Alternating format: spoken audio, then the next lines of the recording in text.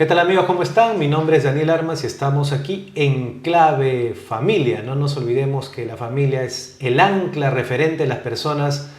La familia es donde comienza la vida y donde nunca termina el amor. Hoy día tengo dos invitados especiales. Ellos son una pareja de esposos, son una familia misionera católica. Ella es Paola Hidalgo y él Henry Moreno. Tienen 13 años en el Perú, ellos son colombianos. Hacen un apostolado en medios de comunicación, radio, televisión, redes sociales, teatro. Tienen 6 hijas y trabajan también en NSE TV Perú. Y tienen un programa que se llama La House, el espacio donde las familias buscan el auténtico amor. Así que para mí es un placer presentarlos y tenerlos aquí en Clave Familia. ¿Cómo estás? ¿Cómo están?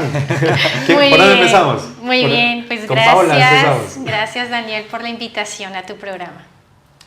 Sí, muchísimas gracias. La verdad que es un placer y qué mejor para nosotros que hablar de los temas de familia. Muchas gracias. Justamente estaba revisando el programa que ustedes tienen y bueno, hacen tantas cosas que no sé por dónde empezar, la verdad. Pero empecemos por el principio, ¿no? ¿Ustedes cuántos años de casados tienen? Tenemos justamente 25 años de casados. 25 años, ya había adelantado que tienen 6 hijas. Sí, Ajá. sí. Y tienen 13 años aquí en el Perú. Sí. Los dos son colombianos Sí. y son misioneros. Sí. Así es. Ahora, ustedes son actores profesionales. Sí. Cuéntenme por ahí, ¿cómo digamos, su profesión ha hecho posible que se dediquen, digamos, al apostolado a través de los medios de comunicación? ¿Cómo fue eso? Pues justamente nos conocimos en una academia en Bogotá, Academia Superior de Artes, que es como una dependencia de la Universidad Distrital. Allí estudiamos artes escénicas. Nos graduamos y justamente como en un retiro donde nosotros laboramos actualmente, Nuestra Señora del Encuentro hizo un retiro de fin de semana. Allí los conocimos a ellos y nos tocó, estábamos muy alejados de Dios, nos tocó y nos preguntamos con Paola, bueno, ¿será que aquí podemos servir en algo? O sea, con esto que nosotros hacemos que es teatro, ¿será que puede haber algún apostolado? Y fuimos con Paola a preguntarle al sacerdote, bueno, padre, ¿a usted le sirve algunos actores para algo? Y nos dijo, claro que sí. Y vinculó, justamente como tenían estos medios de comunicación, nos vincularon inmediatamente. Fue como un cambio ya de medio, éramos especialistas en teatro, pero empezamos a aprender un poco de radio, de televisión, de cine, y así es que es la manera como hemos llegado a este apostolado, Daniel. ¿Y cómo llegan al Perú? Bueno, pues Nuestra Señora del Encuentro también, allí también trabajan familias misioneras. Esta es una radio que está en 7 países y bueno, creo que justamente en aquella época se estaba abriendo la radio en el Cusco. Entonces, primero nos dijeron, antes del Cusco, nos llamaron para trabajar en las radios que habían en Santiago de Chile. En esa época nosotros ya teníamos 4 nenas, salimos de Colombia con 4 nenas, en Chile nació la quinta y después ya cuando ya estaba caminando la radio en el Cusco, se abrió la televisión. Entonces ya cuando se abre como el canal de televisión en el Cusco, nos enviaron a Cusco. Y allí fue donde trabajamos por 7 años en televisión, radio, el teatro también fue una experiencia muy bonita y allá nació la sexta hija, nuestra sexta hija es peruana. Y ya después nos trasladamos aquí a Lima. En Lima solamente hay una radio, pero donde llegamos montamos un taller de teatro y el taller de teatro sí que acá en Lima ha sido algo precioso, muy grande, porque trabajamos en radio y televisión, pero también se abrió la posibilidad de hacer películas, de hacer cortometrajes. Empezamos haciendo las parábolas de nuestro Señor Jesucristo, como en el 2016 en el Cusco. Y ya con el traslado aquí a Lima, pues prácticamente el taller de teatro es como una cantera de actores. Entonces nosotros hacemos las películas con estos actores que llegan al taller de teatro. Y me parece pues fabuloso porque no llegan actores profesionales al taller, llega cualquier tipo de persona que de repente termina en una película y no se lo puede creer. Entonces para ellos también estas personas que nos han acompañado estos 6 años que llevamos en Lima ha sido algo también, algo importante en sus vidas. Claro, porque entiendo de que como dices, puede ser cualquier persona, pero no es cualquier persona a la larga, porque es una persona de fe, entiendo. Exacto. Y es una persona con talentos que tal vez no haya puesto, y me hace acordar Henry cuando dice, bueno, ¿en qué puedo servir? Claro. Y estas personas puede ser que tengan el corazón, la vocación y el talento para Y de servir. hecho, eso que dices es muy cierto, porque las primeras personas que llegaron al grupo de teatro fueron dirigidas primero a adultos mayores. Y llegaron historias tan bonitas de personas que nos decían, mire, yo siempre quise hacer teatro. Me acuerdo muchísimo de Heidi, que ella decía, ¿cuántos 78, años tiene? ella 78. Siempre quise hacer teatro, pero claro, un poco como con esas cosas de antes, de que no, usted que se va a meter a ser actor, de qué va a vivir, y que se va a en mi morir. época, ella me lo dijo, en mi época eso era muy mal visto. Entonces me casé y me quedé en mi casa. Fíjate la historia, pero Heidi tiene 78 menos 6, 72, llegó con 72 años al grupo de teatro y como que pudo realizar ese sueño de ser actriz. Claro. Y ella ha hecho muchas horas de teatro con nosotros, ha estado en 2 o 3 cortometrajes. Entonces, de verdad que... Sí, hay como muchas historias. Muchas de hecho, historias. empezó con adultos mayores, luego empezaron a llegar personas adultas, Jóvenes. niños, jóvenes. Los últimos en llegar fueron los jóvenes, pero lo bonito que hace Paola en el grupo de teatro es que los combina a todos, es decir, los integra a todos. Es muy bonito ver un grupo de teatro trabajando con adultos, adultos mayores, jóvenes, niños pequeños, todos integrados. Entonces se ve mucha vida en eso. Sí, a la gente le gusta mucho. Ya me da ganas de escribirme, ¿eh?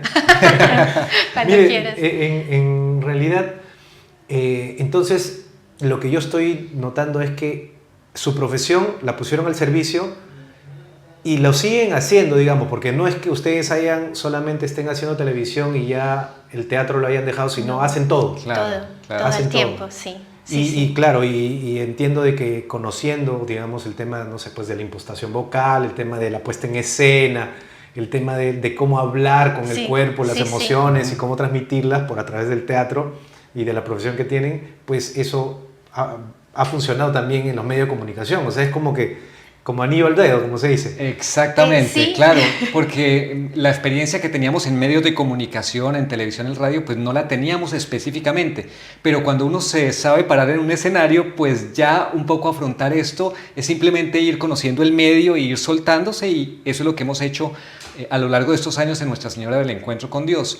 Y además también entender que ese apostolado del teatro como evangelización también es muy bueno, y que lo podemos llevar también a través de la radio y a través de la televisión, porque muchos de los productos, por ejemplo, en la House hay una sección, por ejemplo, que tenemos que se llama El Abuelo, y que en principio era una historia que contaba una persona que lo hacía en voz en off en la radio, pero después ella puso a trabajar a los ancianos de teatro y ellos empezaron a llenarnos esa sección.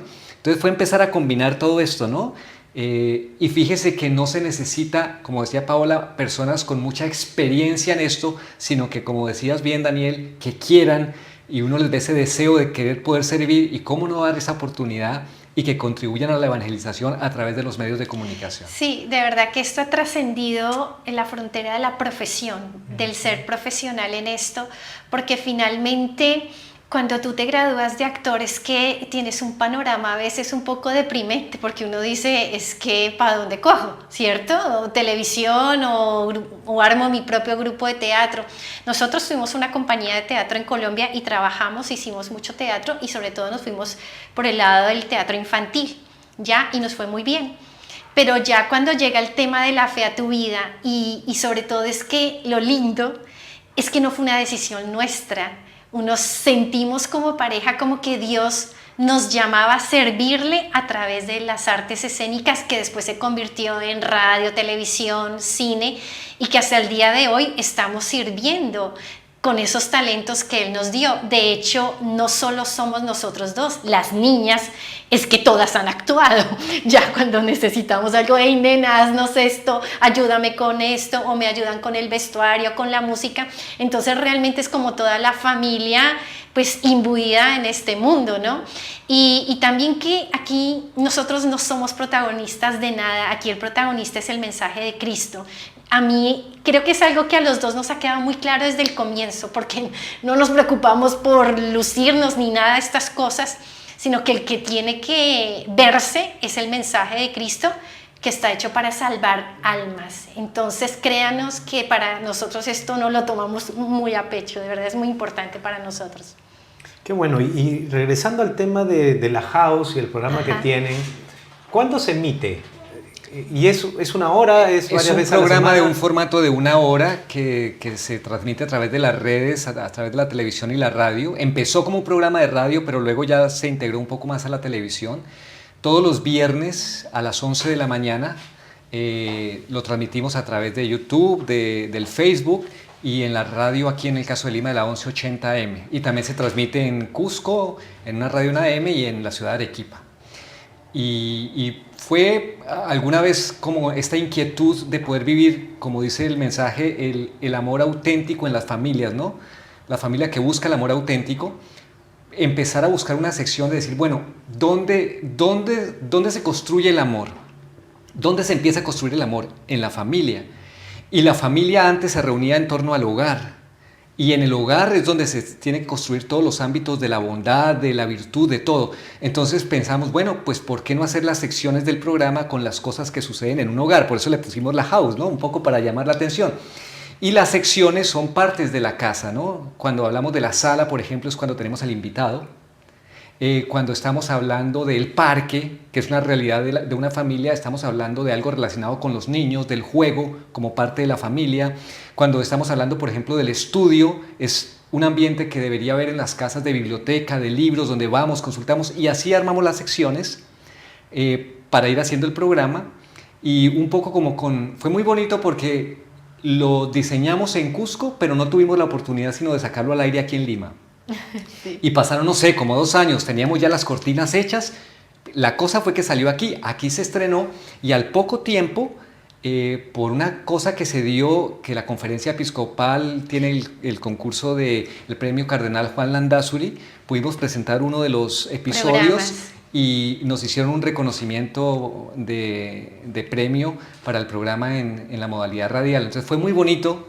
Fue como esas cosas que Dios a veces, ¿no? Claro, y te dice como que, oye, mira, esta es la prueba de que sí está por ahí. Sigan por ahí. Ayuda. Y ahí estamos todavía, 6 años lleva al aire. Sí, me parece espectacular la propuesta, la forma. Dije, están produciendo, ustedes mismos son los productores de eso, ¿no? Sí, o sea, sí. No es que hayan contratado a otra persona para producir. No, nosotros.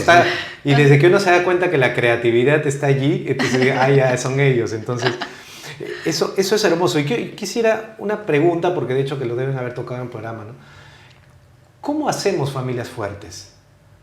¿Qué tenemos que hacer para hacer que nuestra familia sea fuerte? Si yo les preguntara eso como para ir entrando en calor con respecto a... Porque yo siempre aprovecho que los invitados que tienen mucha sabiduría y que pasan por aquí, poder preguntarles cosas como estas, ¿no? Y ustedes que tienen un programa... Creo que la sociedad está adoleciendo de familias fuertes, pero ¿qué tendríamos que hacer para que nuestra familia sea fuerte? Bueno, nosotros, todas las familias tienen, todas las parejas, todos los matrimonios tienen experiencias diferentes, pero a nosotros, por gracia de San Juan Pablo II, llegó un tema que empezó a investigarlo Henry, que es la teología del cuerpo. La teología del cuerpo, digamos que es la respuesta a todos los problemas que estamos viviendo hoy las parejas y las familias, y sobre todo con las ideologías imperantes, empezando con la ideología de género. Henry ya te explicará más qué es la teología, pero yo lo que quiero decir es que la teología, San Juan Pablo II, siempre se va al origen de las cosas.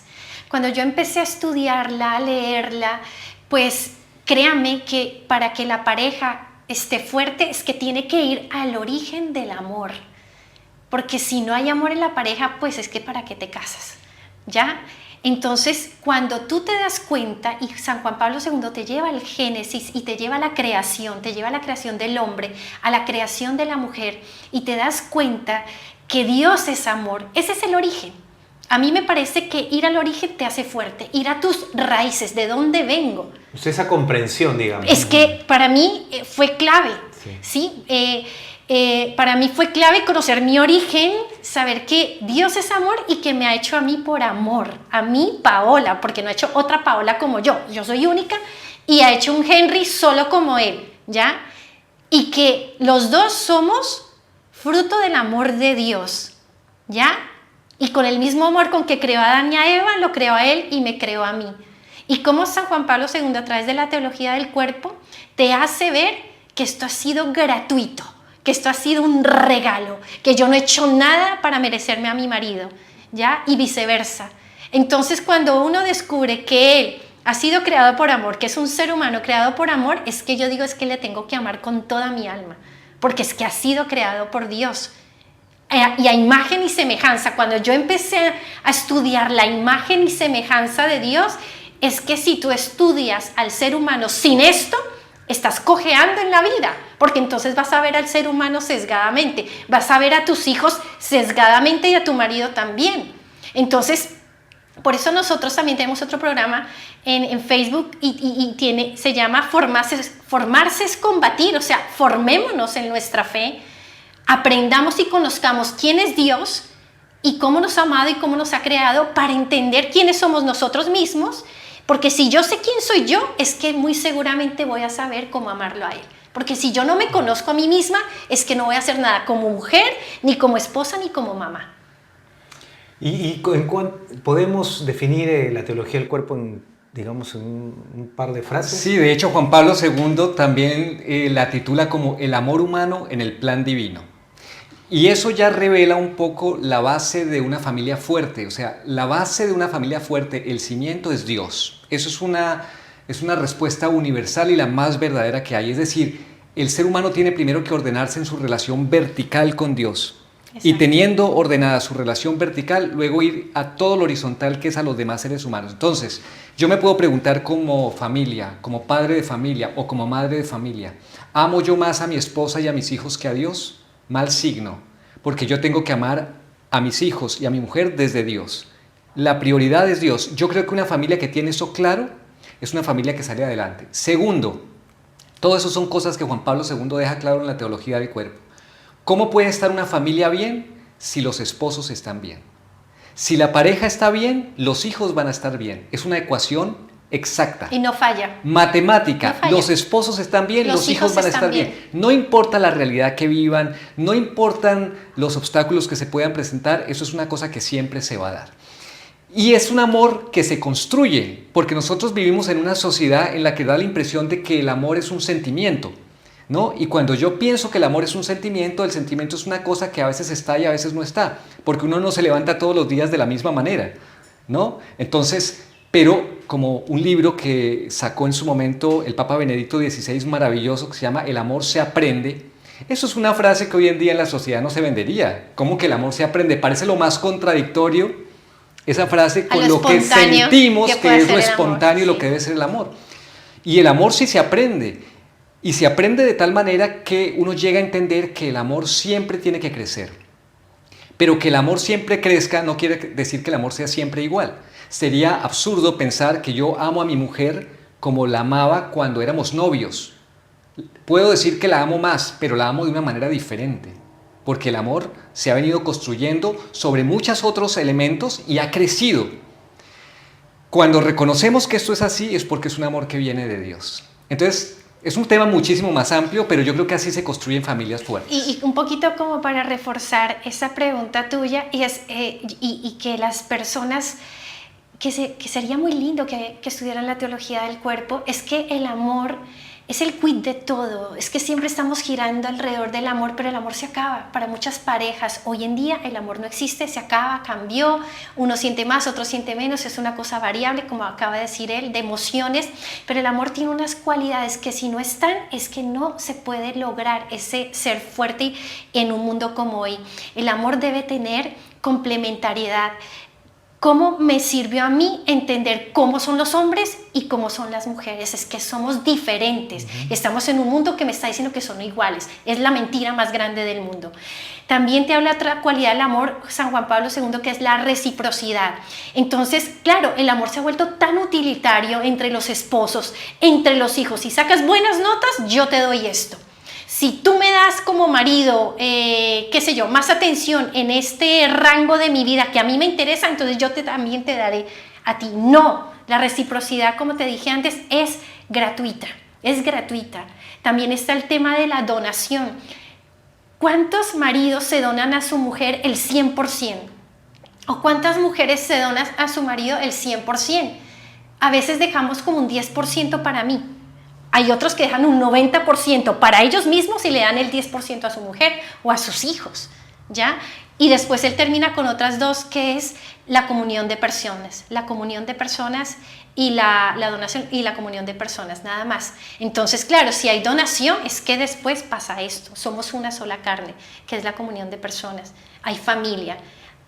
Entonces, claro, esto, yo digo, esto se enseña en casa, porque si tú enseñas a ser fuerte en el amor, es que te lo tienen que enseñar tus papás. Tu papá y tu mamá. Es la casa es el lugar con el testimonio. Con el testimonio. Los niños van a ver esa fortaleza entre sus papás. Pero si yo no lo aprendo esto en casa, es que ¿dónde más lo voy a aprender? Ya, en un pero, curso. pero ahí hay algo que se estarán preguntando los que pasan por aquí. Y dicen, ya está bien, pero todos los papás que somos los primeros educadores de nuestros hijos, el espacio ideal de aprendizaje o donde todos los niños aprenden lo que saben es en la casa, a través de papá y mamá, pero todos los papás estamos preparados, tenemos ese nivel intelectual para comprender lo que estás diciendo. Digamos, ¿no? Estamos ampliando, digamos, a nivel mundial, digamos. No es política pública el aprender estas cosas. No, para nada. A veces Dios tiene mucha misericordia con varias familias o personas que, como ustedes, por ejemplo, han comprendido y lo transmiten a través de los medios y lo explican y forman a personas. Pero el común de las personas no logra tener el mensaje accesible. Es más, no sé si lo lograría comprender, porque la sociedad te vende otro concepto del amor. Y lógicamente, como ustedes bien lo están explicando, el significado y la profundidad de la palabra amor es mucho más de lo que el común de las personas puede entender.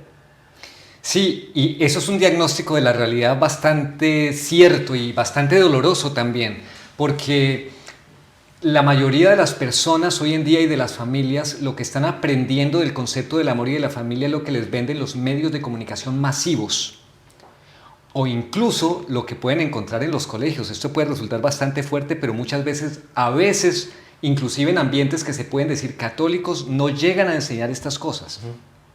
Entonces, claro, ¿qué queda? Porque parece un callejón sin salida, ¿no? La mayoría de la gente vive un amor que es lo que ha aprendido un poco ahí a las malas. ¿Qué es lo que puede hacer una persona que, porque tú lo planteas un poco como en términos para llegar a profundizar en estos temas si no les llegan? Si no les llegan. De todas maneras hay que tener en cuenta que todos los seres humanos, independientemente de credo, de raza, tienen una conciencia natural. Todos tenemos una conciencia natural que nos dicen qué está bien y qué está mal.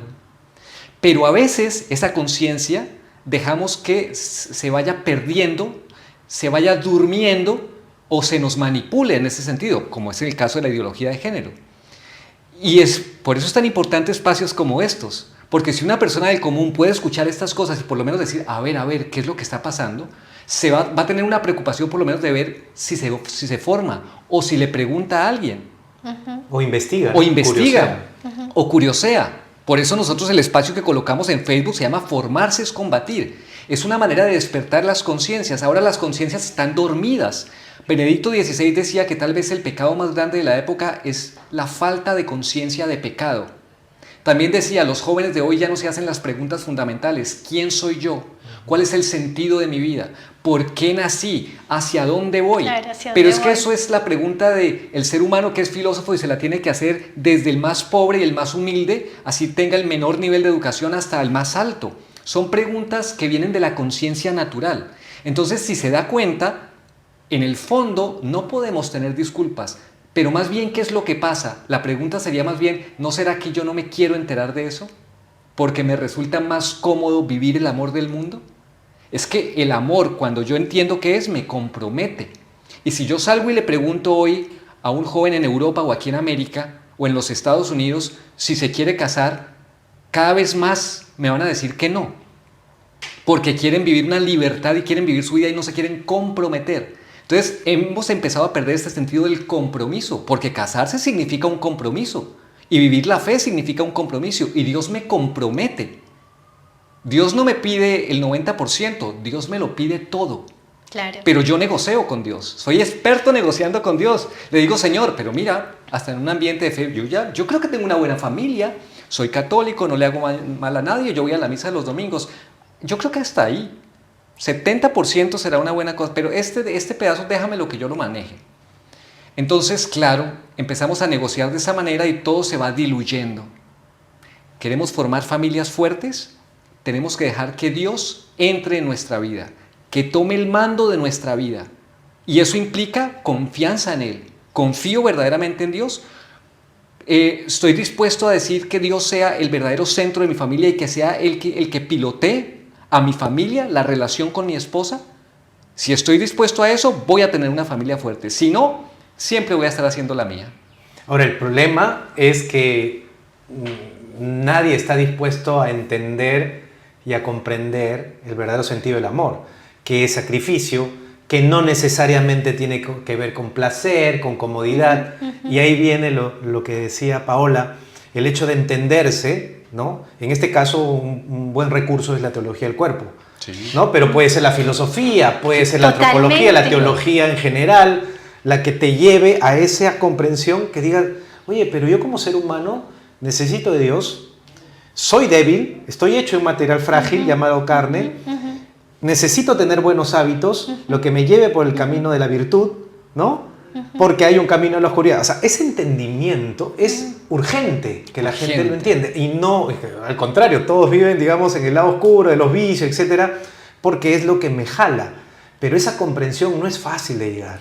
Mira, no es fácil. Es que también, como te hablaba antes, estamos en un mundo tan utilitario.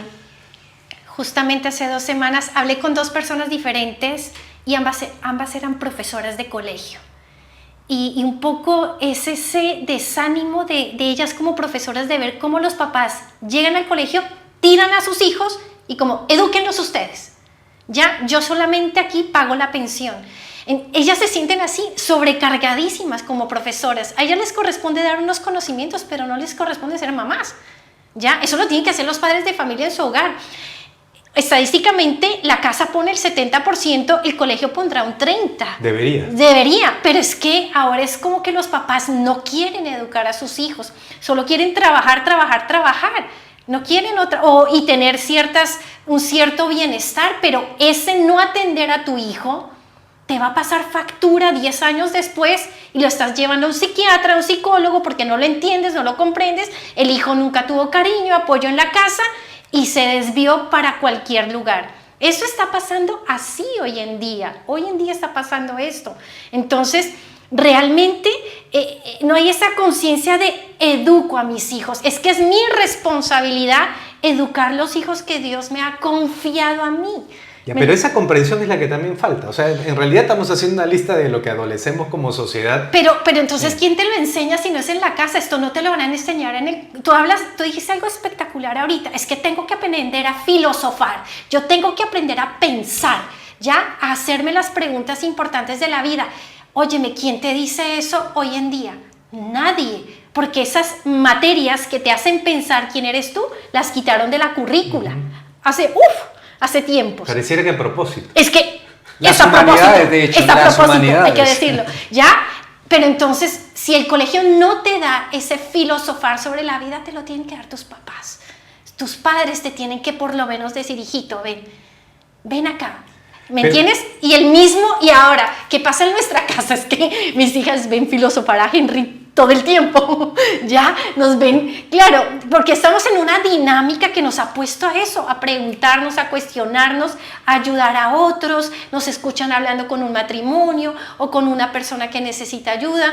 Entonces, claro, me parece que eso tiene que ser no parte de la vida de los que estamos en estos medios de comunicación y dedicándonos a evangelizar a otros, sino que tiene que ser tal vez parte de la vida de todas las parte de la familias. vida de cualquier católico que tenga fe por lo menos, ¿no? Y el que no tenga fe también debería hacerse esas preguntas porque es un ser humano pensante, racional y que también se habrá cuadrado un rumbo en su vida y tendrá que por lo menos preguntarse para dónde voy. Pero hay una frase que muchos escuchan, muchos se utiliza: nadie enseña a ser papás, uno aprende en el camino. Ya, eso es una realidad, sí. ¿no? Porque no hay una escuela de padres previa. Que yo siempre he dicho, debería ser en la secundaria donde te enseñen a hacer...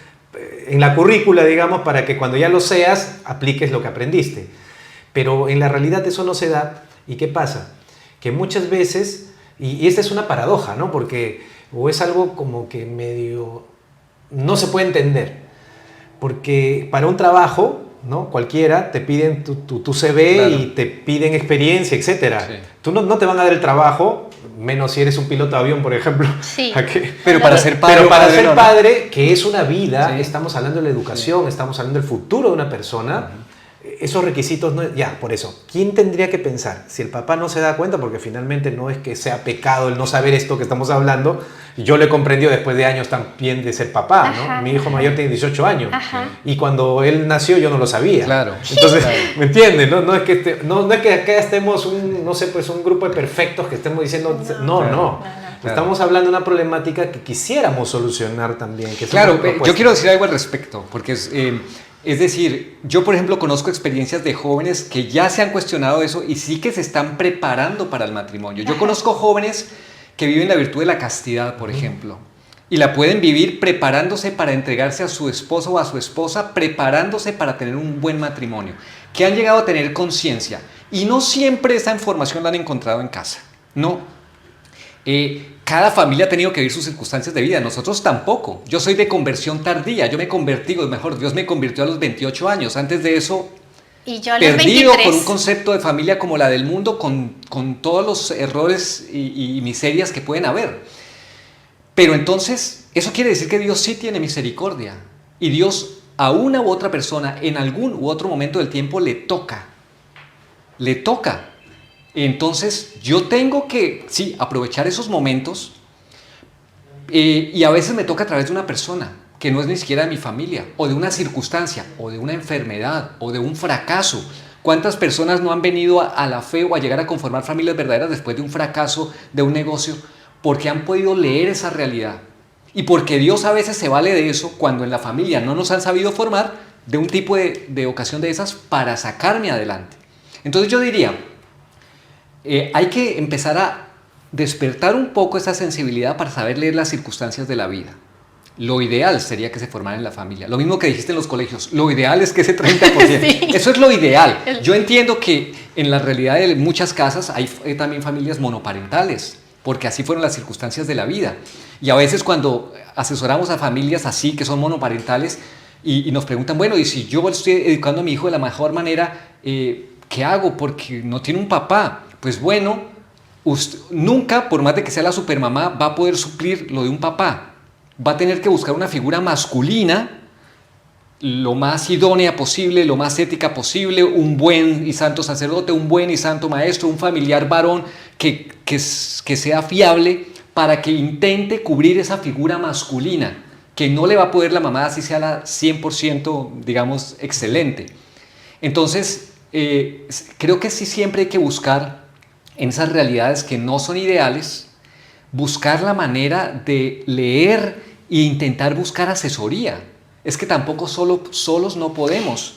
¿Cuántas familias en conflicto hay buscando esa realidad hoy en día? Mira, yo pienso que no podemos dejar por fuera algo muy importante y te lo digo por mí, que con 6 hijas trabajando en medios de comunicación, a mí no me queda tiempo para irme a ir a un curso y a otro curso y estudiar.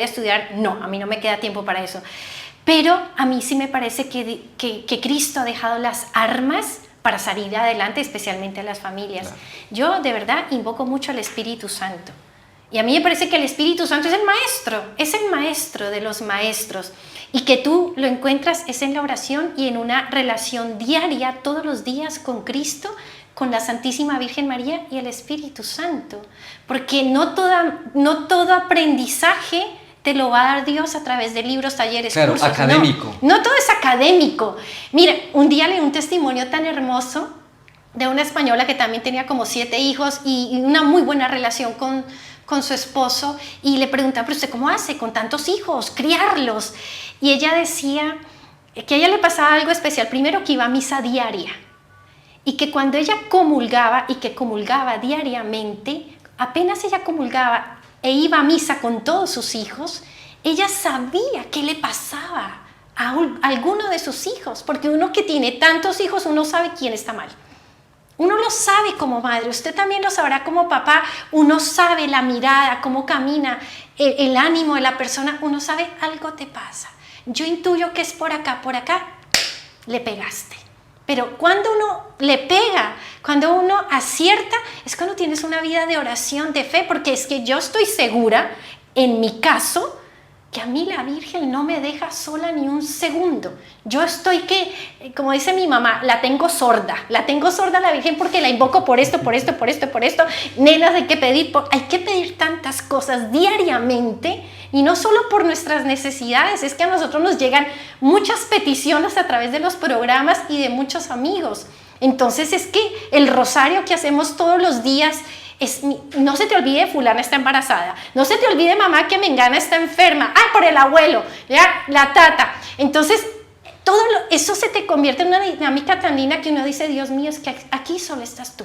Uno lo siente en la casa, aquí estás tú. Y de hecho, Daniel, el tema de la teología del cuerpo nos llegó en la oración. Es también. Que nos llegó en la oración. Es decir, nosotros le dedicamos un tiempo diario a la oración, diario. Y es nuestro fundamento. Muchos de los temas que han salido en la oración, porque en la oración uno lleva libros de lectura espiritual y allí salen muchos temas. La teología del cuerpo nos llegó de esa manera.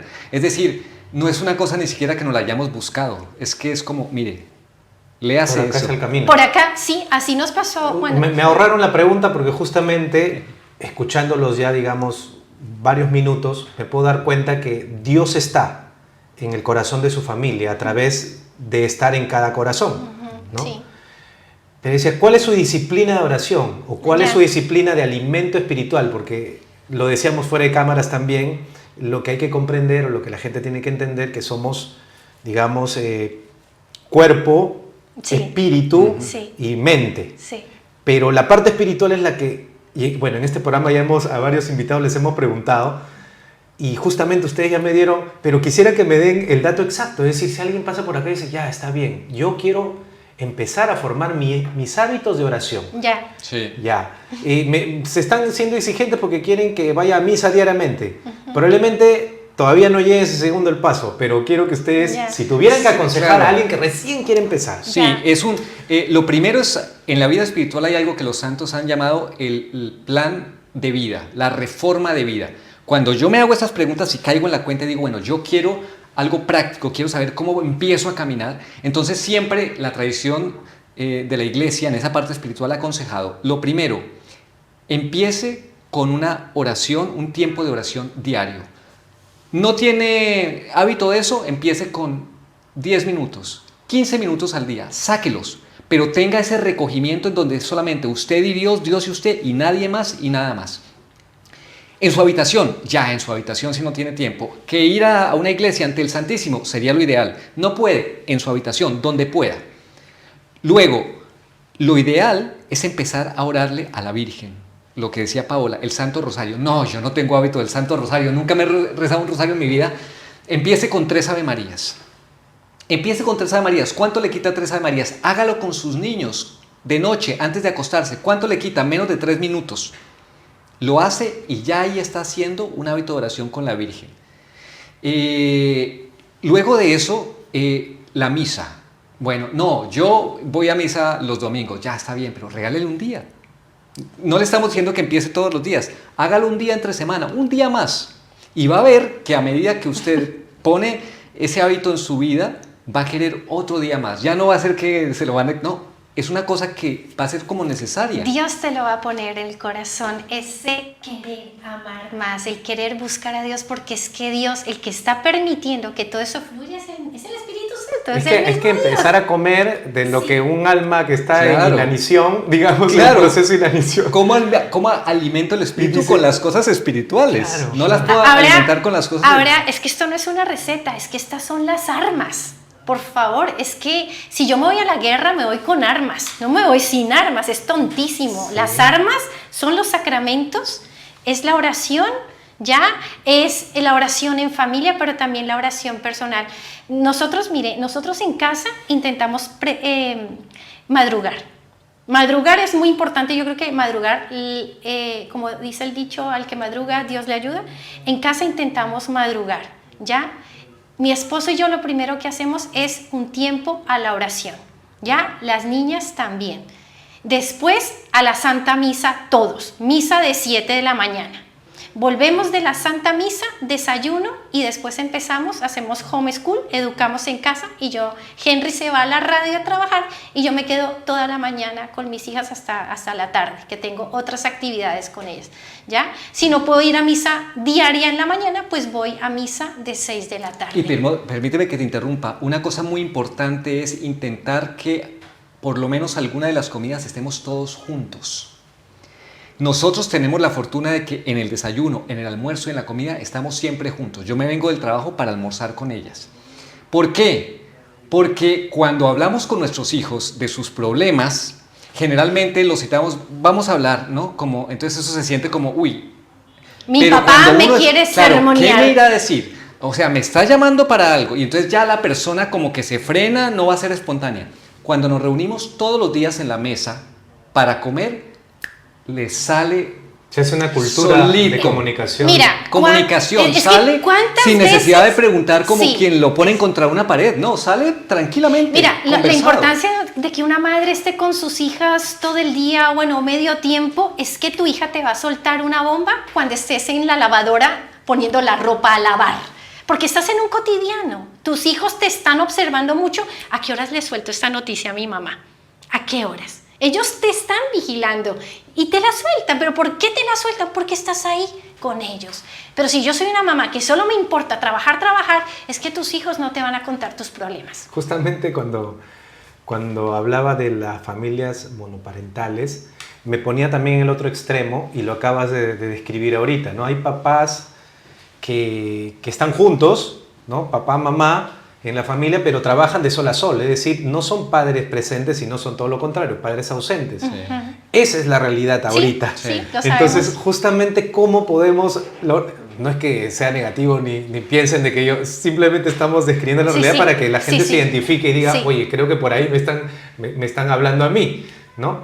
Entonces, no es necesariamente que los hijos sean malas personas sino que probablemente no hayamos sembrado a tiempo en su corazón esa posibilidad de tener una comunicación, la que llaman eficaz, pero es ineficaz porque nosotros no hemos creado lazos afectivos y puentes directos de confianza para que puedan generarse esos espacios. Así es, y de hecho, perdón Paulita, de hecho lo primero que uno tiene que ver es que cuando uno ve una actitud de esas en un hijo, tenga la seguridad que eso viene de padres.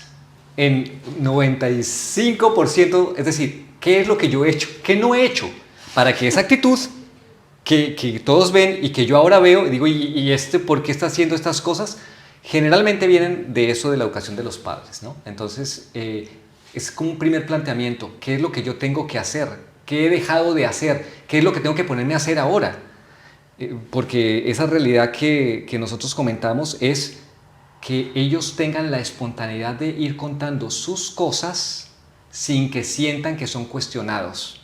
Sino no, y porque tienen confianza en sus papás. Y porque tienen la confianza. Tienen confianza para dialogar con sus papás tranquilamente de los problemas. Fíjate que San Juan Pablo II en la Mulieris Dignitatem, que es una exhortación para las mujeres, él dice allí que desde que una mujer se convierte en madre, su primera responsabilidad son sus hijos. Entonces, claro, tú dices... Eso para alguien, por ejemplo, no sé, pues que promueve el feminismo... No, obviamente me demandan, pero es que es la verdad más verdadera del mundo. Si yo soy mamá, es que estoy hecha para ti, para atenderte, para amarte en todo, en todo, en todo.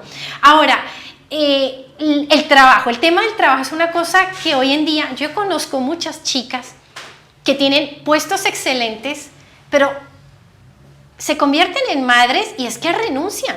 Yo las admiro con unos sueldos maravillosos y es que renuncian por amor a su hijo. Digo, es que a mi hijo nadie lo va a criar, yo lo voy a criar, yo le voy a cambiar el pañal, yo le voy a dar pecho, yo lo voy a llevar al colegio. Es una de ellas, está en esa la admiro, pero obvio, las realidades de todas las familias no es igual. La propuesta que siempre...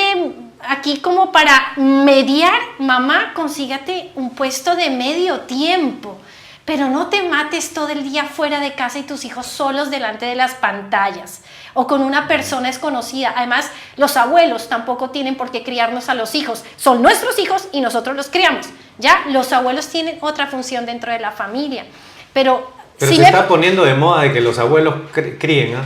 Es que les toca a los pobres, no es que quieran, Sí. no es que Y todos quieran. y ojalá que ellos sean los que puedan retransmitir ya con su experiencia esto que estamos Sí, hablando. sí, Puede ser también. pero la mujer sí, yo pienso que la mamá, aquí a las mujeres a todos nos tocó en un punto decir, corto con mi trabajo. Me encantaría realizar estos proyectos, pero a mis hijos los amo más que a mi trabajo. Y a mis hijos los crío yo, ya con mi esposo. Mi esposo, ya, que se vaya a trabajar. Y fíjese que nosotros desde la casa también creamos emprendimientos, no nos quedamos hay sí, mucho, eso es un concepto, es algo lindo. Un concepto de familia fuerte. Ahora de que familia ustedes lo mencionan, productiva. se llamaban así, familias productivas en la Edad Media, donde se vio ese cristianismo sólido en tantas naciones y que todos los países iban tan bien, economía, aunque le dicen que la Edad Oscura, pero eso es mentira. Eso es una gran mentira. Las familias eran productivas. Es decir, las familias generaban productividad dentro de su dinámica de casa. Entonces, los trabajos que hacían, los huertos que tenían, las cosas que producían, se sostenían ellas mismas. Y eran familias numerosas donde todos los miembros aportaban, que es un concepto de que eso cualquier persona que tenga una empresa lo tiene claro. Si yo tengo muchos empleados, van a ayudar a que esto vaya más adelante. Y una familia es lo mismo. Pero hoy se nos vende un concepto de que no, o sea, familia de tanta gente, usted, o sea, ¿cómo los va a mantener? Pues que ustedes son ricos. No somos ricos. No, claro, en una cultura es que piensan donde se así. promueve la anticoncepción desde pequeños, lógicamente Sí. sabemos que eso va a pasar. Ahora, regresando al tema del alimento espiritual, solamente complementando lo que decía Henry, yo sí podría dar un tip, ¿eh? Porque para alguien que no ha empezado, va a empezar de cero, es complejo estar con el Señor 15 minutos o 10. Es decir, ¿pero qué digo? Ya voy a tener que leer, pero no entiendo la Biblia. ¿Qué hago? El rosario, lo que decías. Sí. O sea, yo soy testigo, o sea, al menos yo lo he hecho, que cuando rezas el rosario y después tienes un hábito de rezarlo, así es. Ahí empieza a pasar lo que pasaba, la anécdota que contabas, Paola, con respecto a esa señora que contaba lo de la Eucaristía. Estas ya son palabras mayores para gente que se supone que está metida en la iglesia, pero que tal vez algún ateo que pasa por acá no lo entendería. Pero hay cosas que son divinas que nos traspasan como seres humanos. ¿Ya? Pero el rosario es una buena manera de iniciar, porque ahí ya no hay forma que leo o que hago, que digo. Tú rezas bien rezado tu rosario, te acostumbras y va a llegar un momento donde va a empezar la claridad en tu vida, mostrándote tus pecados, tus miserias, buenísimo, dándote también esa claridad para ver esa paz que te hace no solamente reconocer tus errores, sino también empezar a tener esa empatía real, emocional y de conexión emocional con tus hijos, con tu familia, para poder pedir perdón, para poder ser más sosegado en esta sociedad tan agresiva. Sí. También pasa eso. Entonces, y ya después vas a querer ir a misa y después vas a querer comulgar siempre. Claro, ese es el despegue más confiable. El Santo Rosario es... Sí. Porque es una cosa, como tú dices, que está al acceso de todos. Una camándula ahí, inclusive, mire, en el extremo, lo quiero tomar como terapéutico, tómelo como terapéutico. Va caminando por la calle, va rezando el rosario. Porque no piensen que estoy mintiendo, claro. Tampoco lo he preparado, acá está mi rosario. Yo también ando aquí con siempre lo tengo en el bolsillo. Claro, es que es así. Y es así, y va uno caminando y va y eso es abrirle la puerta a Dios. Es que ábrele la puerta. Abrirle la puerta a Dios. Él le dijo... El corazón de Jesús le dijo a una de sus apóstoles que se llama Sor Benigna Consolata. Le decía, mira, Benigna, yo sé que el ser humano, si yo le pongo un pedazo de pan a un lado y yo me pongo al otro, el ser humano siempre va a ir por el pan. Pero eso a mí no me sorprende, ni me irrita ya. No pasa nada. Yo sé que siempre va a ir por el pan. Pero yo lo único que quiero es que el ser humano me abra un espacio. Una rendija. Un pequeño punto. Que me lo deje, que me diga por ahí, Señor, y yo por ahí me entro. Porque si uno le hable esa rendija a Dios, Él entra a todo. Entonces, el rosario es la mejor llave para eso. Es la rendija. Es la mejor. Y Tú lo no has es que dicho. nos haga, porque algunos pueden decir, no, este es tres santos, o que se creen santos, y no, o sea, nosotros, No. en una de esas nuestro carácter nos está traicionando, pero no sabemos, no nos conocemos, digamos, como que nadie sabe lo que pasa en cuatro paredes, como dicen. Claro. Sí, Pero esa lucha, ¿no? Esa invitación, ¿no? Declaramos acá, no somos perfectos, tenemos No, muchas para nada. imperfecciones. Solo hay uno perfecto.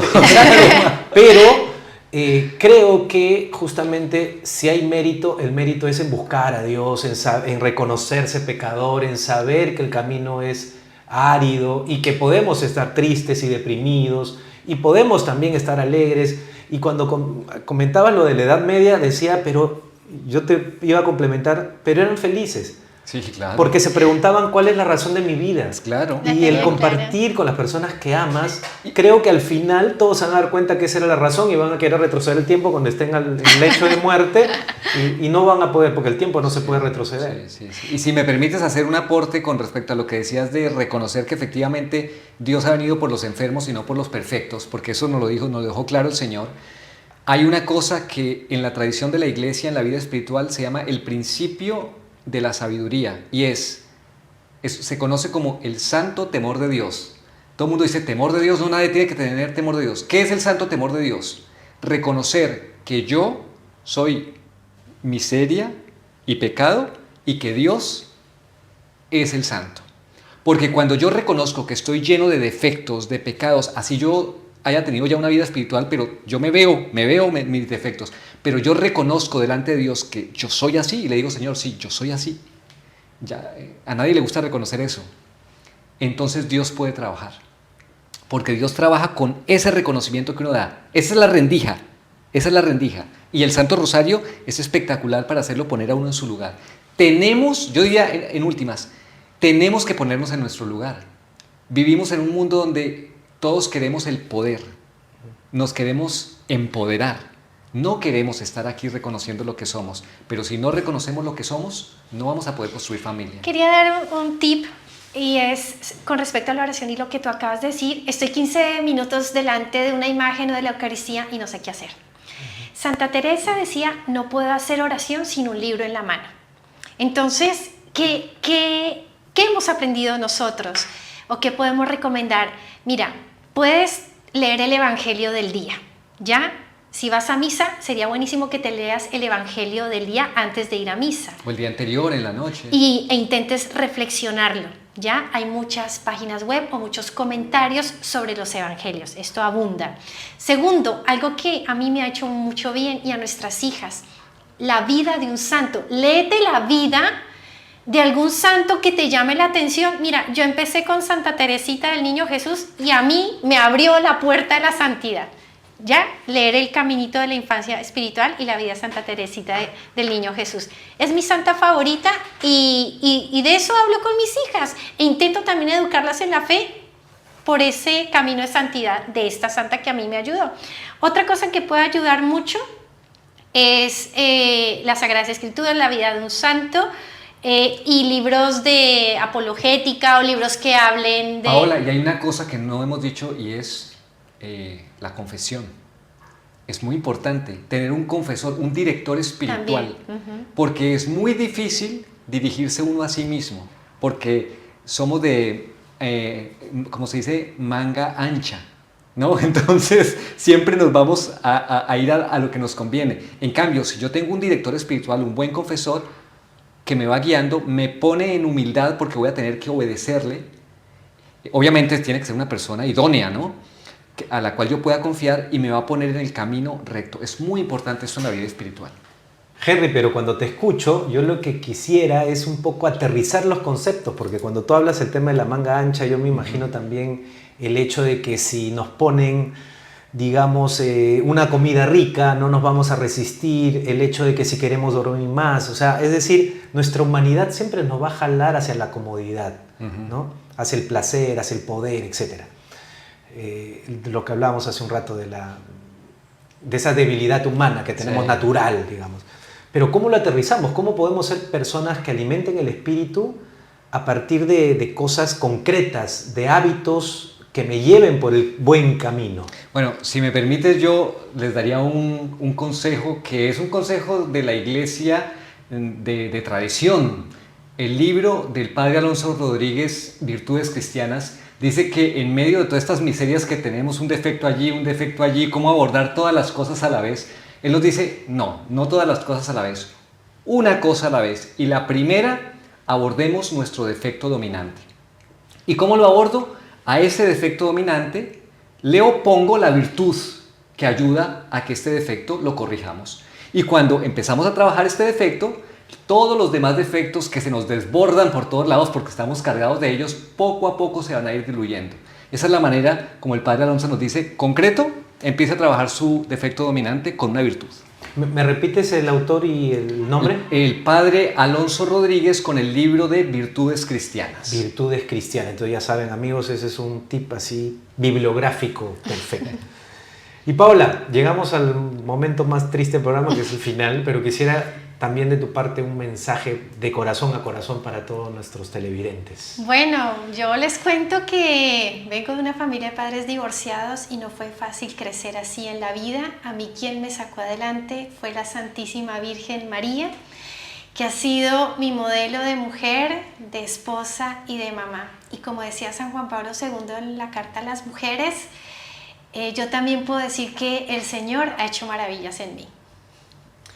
Bueno, les agradezco, gracias Paola, gracias Henry por haber estado aquí en Clave Familia, ha sido un honor tenerlos aquí y espero también que para todos ustedes amigos haya sido de bendición.